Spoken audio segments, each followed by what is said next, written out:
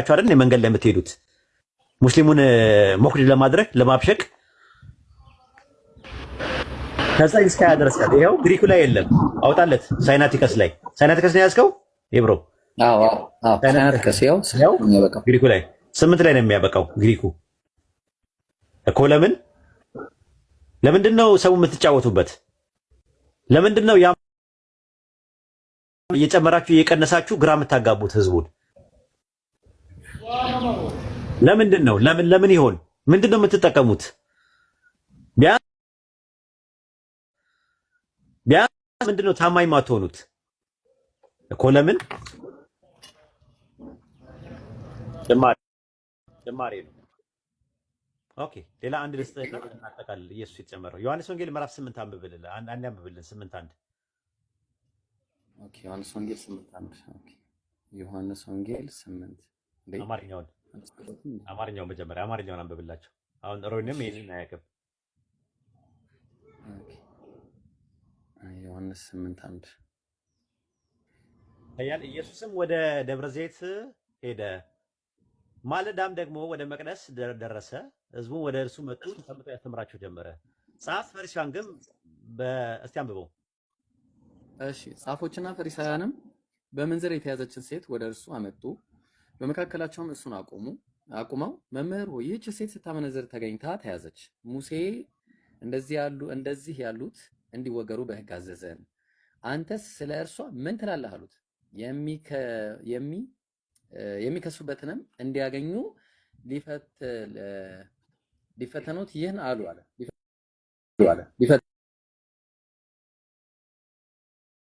መላልሰውን በጠየቁት ጊዜ ግን ቀና ብሎ ከናንተ ኃጢአት የሌለበት አስቀድሞ በድንጋይ ይውገራት አላቸው። ደግሞም ጎንበስ ብሎ በጣቱ በምድር ላይ ጻፈ።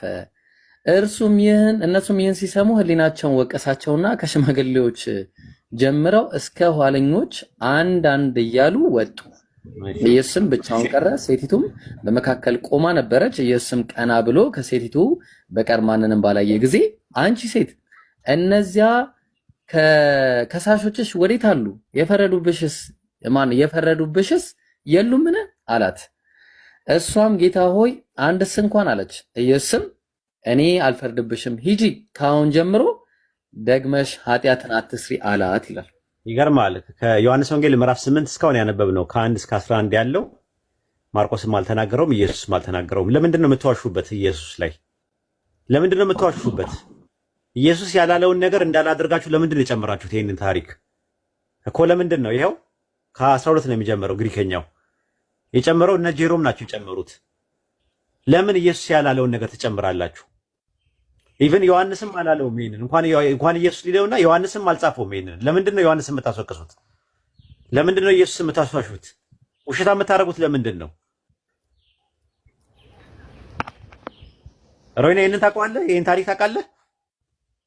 እንደሌለ አውቃለሁ። እንደሌለ እያወቅህ ታጠፋለህ። ከዚህ በኋላ አንተን አላስተምርም። ሁለተኛ አውቋት ነው ይሄ የማቴዎስ ወንጌል ምዕራፍ 16 ከቁጥር 1 እስከ 5 ያለው ራሱ የኡስታዝ አንተ ያሳየን። የትኛው? ማቴዎስ ወንጌል ምዕራፍ 16 ከቁጥር 1 ጀምሮ ማለት ነው። ቁጥር 1 2 ይለና 4 5 ነው የሚለው። ተገልብጦ ነው ያለው። ኧረ ብዙ ነገር ነው ያለው እኮ ብዙ ነገሮች አሉ። ማቴዎስ ከማርቆስ ላይ ወስዶ ኮርጆ የሚቀንሰው ነገር አለ እና የሚጨምረው ነገር አለ።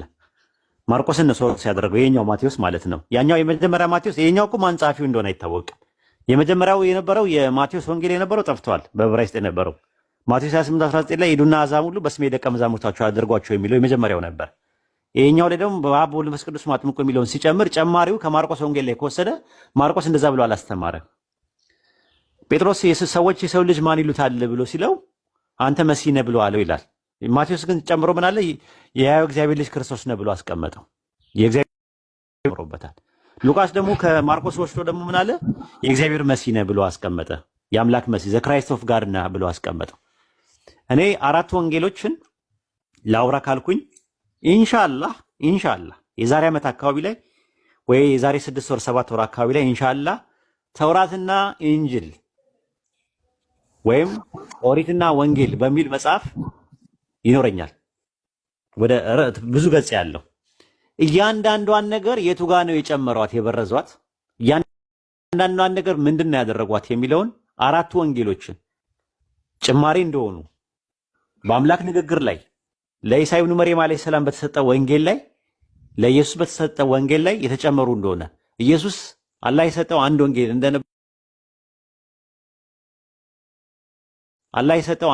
እንደነበረ ማስረጃዎችን አቀርባል። ለሙሳ አለይሂ ሰላምም እንደዛ ነው።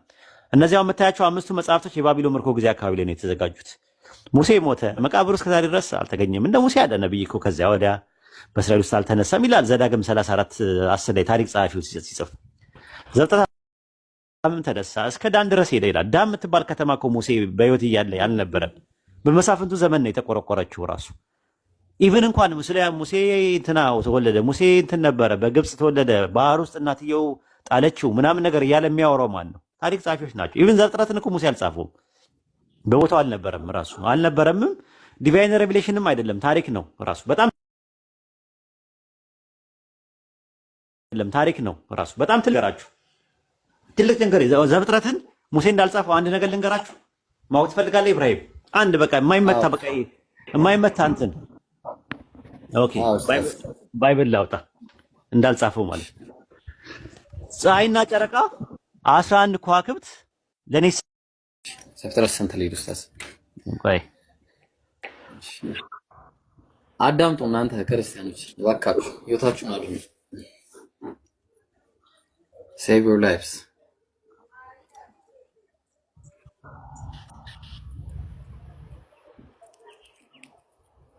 እሺ ኦሪት ዘፍጥረት ምዕራፍ 37 ቁጥር 9 ላይ 37:9 እሺ ኦኬ።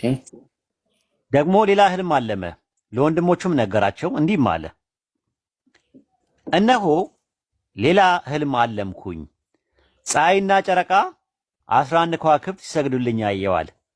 ለአባቱና ለወንድሞቹ ነገራቸው። አባቱም ገሰጸ፣ እንዲህም አለው፣ ይህ ያለምከው ህልም ምንድን ነው? በእውኑ እኔና እናትህ ወንድሞችህ መተን በምድር ላይ እንድንሰግድልህ ይሆን ብለዋለው ይላል። እኔና ማን? እኔና እናትህ ይላል። በኋላ ላይ ህልም ነው ይሄ። ከዛ በኋላ ወዲያው ይሄንን እንትን እንዳለ ማለት ነው። ትንሽ ወንድም አለው ዮሴፍ። ቢንያም የሚባለው ወንድሙን ልክ ስትወልድ ራሄል ሞተች፣ በምጥ ተይዛ ማለት ነው። ምጥ ላይ እያለች ነው የሞተችው።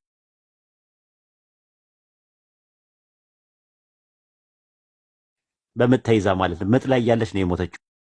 ሞተች ይላል፣ ምጥ ይዛ ሞተች ይላል። ከዛ ዮሴፍ ተሸጠ፣ አደገ፣ ከወንድሙ ጋር ነበረ፣ ወደ ግብፅ ሄደ። ምን አለ? ወንድሞቹ ሲመጡ ሰገዱለት። አባትየውም ከብት የተባሉት 11 ወንድሞቹ ናቸው። እናትየው ከሞተች እናትየው የተባለችው ማን ናት? መታ የሰገደ ቁርአን ላይ ሱረቱ ዩሱፍ ምዕራፍ 12 ቁጥር 100 ላይ ቁርአን በትክክለኛ ታሪኩን አላህ አስቀምጦታል። የዘፍጥረት ጸሐፊ ግን ራሱ የአምላክ ቃል እንደ አለመሆኑ የምታውቁት ራሔል ከሞተች በኋላ ራሔል እንደምሰግድለት ትንቢት ተነግሮ ትንቢቱ ያልተፈጸመ መሆኑን ነው የሚነግረን። ማናት መታ የሰገደለችለት በትንቢቱ መሰረት?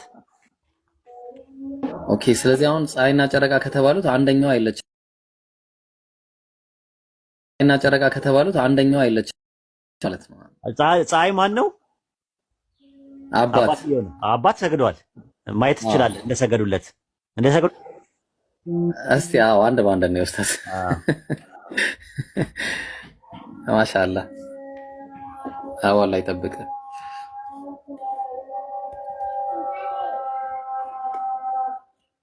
ከባድ ነው። እኔ ወላሂ ኡስታዝ እኔ እንደ አይነት ነገር አይቼ እኔ እንቅልፍ አልተኛም። እኔ እንጃ እንዴት እንቅልፍ እንደሚተኛላቸው አላውቅም። ኦኬ ኦሪት ዘፍጥረት ምዕራፍ 43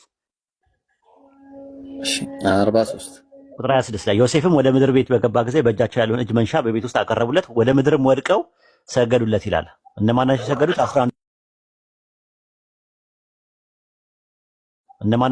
11 ወንድሞቹ ነው። እነማን ናቸው የሰገዱት? 11 ወንድሞቹ ነው። 43 ስንት? ምዕራፍ 43 ምዕራፍ 42 ቁጥር 6 ላይ መጀመሪያ 6 ላይ 42 6 ላይ እሺ ያው ምን ይላል? ዮሴፍም በምድር ላይ ገዥ ነበረ፣ እሱም ለምድር አሕዛብ ሁሉ ይሸጥ ነበረ። የዮሴፍም ወንድሞች በመጡ ጊዜ በምድር ላይ በግንባራቸው ሰገዱለታል። ስለዚህ አባትየውም ሰግዶለታል። በሕይወት ነበረ። መኖሩን ደግሞ የምታውቀው መኖሩን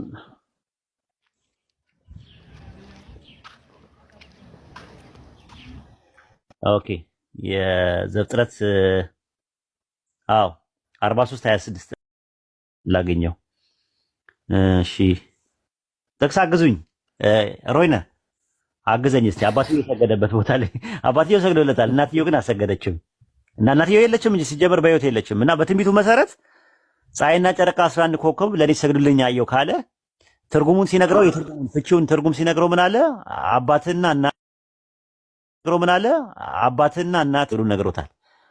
እናትየው አባቱ ቢሰግዱ ባይሰግዱ ችግር የለውም። የእናትየው ሞት አሳየን። ራይል ቆይ ላሳይ። ገና ልጅየው እያለች እኮ ነው። ልጅ እያለ ነው የሞተችው። ስታመጥ ነው የወለደችው። ቢንያምን ስታመጥ ቢንያምን እና ቢንያም አይደል? ታስታውስ እንደሆነ እኮ ቢንያምን አምጡት አላቸው። ታናሽ ወንድም አለኝ አምጡልኝ አላቸው ከያዕቆብ። አምጥተውለት ራሱ ይሄን የሰረቀው ምናምን ብለው ያዘው አውቆ በጥበብ ሲጠቀምባቸው አይተህ ከሆነ ታሪኩን።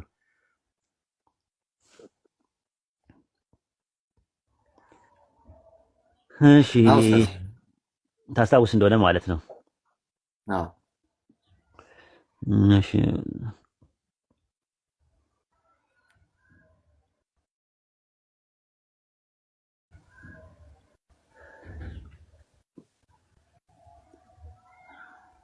ቢንያም የሚባለው ባድ ነው በጣም ቢንያም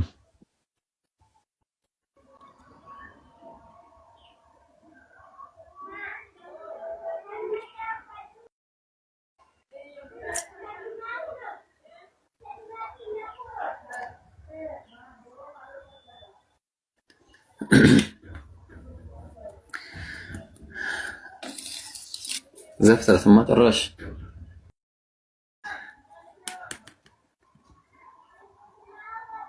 እሺ ኡስታዝ አለው። አይ የፈለኩት እንትናን ስትወልድ ቢንያም ስትወልድ የሞተች